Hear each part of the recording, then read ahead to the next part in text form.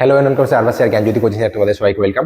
আজকে তোমাদের ডিসকাস করবো তোমাদের যারা যারা মেজরে আছো, তোমাদের হচ্ছে থার্ড সেমিস্টারে যারা যারা আছো, সেই থার্ড সেমিস্টারে আজকে একটু ডিসকাস করবো। সেটা হচ্ছে অর্ডিনারি ডিফারেনশিয়াল ইকুয়েশন। তোমাদের আমি অলরেডি রিয়েল যে অ্যানালাইসিস যে পেপারটা আছে সেটা ডিসকাস করেছি, সেটা ভিডিওতে গিয়ে দেখতে পারো। সেখানে তোমাদের দুটো ভিডিও দেওয়া হয়েছে, পার্ট 1 পার্ট 2 করে দেওয়া হয়েছে। সেখানে আমি ইম্পর্টেন্ট টপিক বলে দিয়েছি।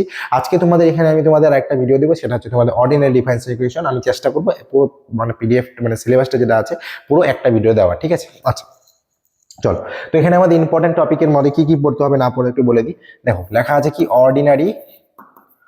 Ordinary differential equation. এটা হচ্ছে তোমাদের পেপারের নাম, ঠিক আছে? Ordinary differential equation. এবার আমাদের ইউনিট 1 থেকে আমি শুরু যদি করি, তাহলে আমাদের সবার আগে যেটা পড়তে হবে সেটা হচ্ছে আমাদের কি আইএফ বার করা, বা হচ্ছে এক্সাক্ট ইকুয়েশন অ্যান্ড হচ্ছে আমাদের ইন্টিগ্রেটিং ফ্যাক্টর বার করা, খুব ইম্পর্টেন্ট জিনিস। চলো নেক্সট তোমাদের কি করতে হবে এখান থেকে, নেক্সট তোমাদের এখান থেকে পড়তে হবে যে তারপরের পোর্শনটা, সেটা হচ্ছে তোমাদের থিওরাম অফ পাইকার্ট বা পাইকার্ট থিওরাম। ওকে, নেক্সট তোমাদের এখান থেকে পড়তে লাগবে সেটা হচ্ছে existence theorem.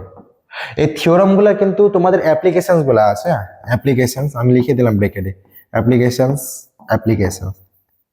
App.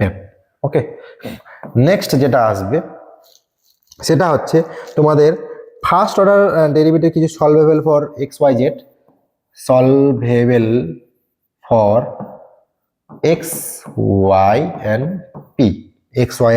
P and last যেটা আছে এই টপিকের মধ্যে, এই ইউনিটের মধ্যে, সেটা হচ্ছে Clairaut's equation. Very very important. Clairaut's এই কিন্তু তোমাদের এখান থেকে আসবে, ঠিক আছে?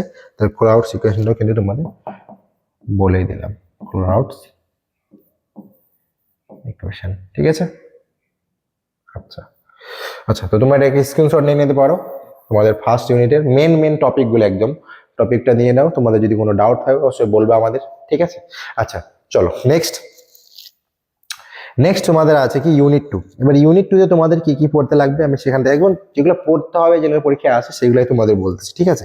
আচ্ছা, এখানে তোমাদের পড়তে হবে কি ইউনিট 2 তে, দেখো যে তোমাদের principal of superposition homogeneous equation. আর হোমোজেনিয়াস ইকুয়েশন থেকে একটা কোশ্চেন আসবে, যেটা হচ্ছে তোমাদের, এটাও আমি লিখে দিলাম অ্যাপ্লিকেশন। ওকে, নেক্সট তোমাদের পড়তে হবে এখান থেকে CF PI GS general solution, ঠিক আছে? নেক্সট তোমাদের এখান থেকে পড়তে লাগবে রনস্কিয়ান। কি পড়তে লাগবে? রনস্কিয়ান। আমি ডিসকাস করেছিলাম রনস্কিয়ান সম্পর্কে, সেখানে গিয়ে দেখতে পারো ভিডিওটা। নেক্সট হচ্ছে তোমাদের আরেকটা এখানে পড়তে লাগবে, সেটা হচ্ছে তোমাদের এক্সাক্ট ইকুয়েশন তো গেল, স্পেশাল ফর্ম গেল ইউলার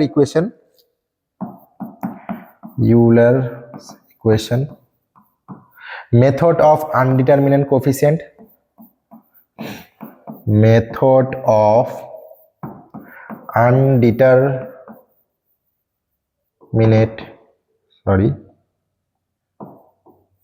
কোএফিসিয়েন্ট।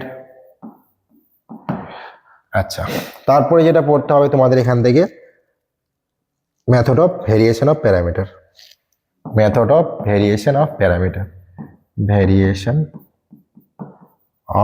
প্যারামিটার। দেখো এই যে বললাম আমি, এখান থেকেই কিন্তু তোমাদের কোশ্চেন আসবে।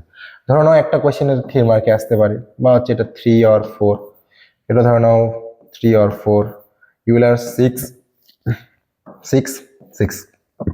তো নর্মালি এরকম টাইপের কিন্তু তোমাদের কোশ্চেন আসতে পারে। তো ইউনিট 2টা তোমাদের কিন্তু বলে দেওয়া হলো। চলো স্ক্রিনশট নিয়ে নাও তোমাদের যদি দরকার পড়ে। আচ্ছা এবার আসি ইউনিট 3তে তোমাদের এখানে কি কি পড়তে লাগবে। দেখো লিনিয়ার ডিফারেন্সিয়াল ইকুয়েশন আমাদের যেটা সিস্টেমের মধ্যে পড়ে, সেটা হচ্ছে লিনিয়ার সিস্টেম। সেটা আমার কি পড়তে হবে? অ্যাপ্লিকেশনস পড়তে হবে। তাহলে মানে কি লিনিয়ার সিস্টেমের অ্যাপ্লিকেশন পড়তে হবে। 2 নাম্বার কি আছে? লিনিয়ার সিস্টেমের অ্যাপ্লিকেশন তো পড়লে, এবার ওর পরে যে পোর্শন আছে সেটা হচ্ছে তোমাদের এখান থেকে পড়তে লাগবে theory of linear system normal form.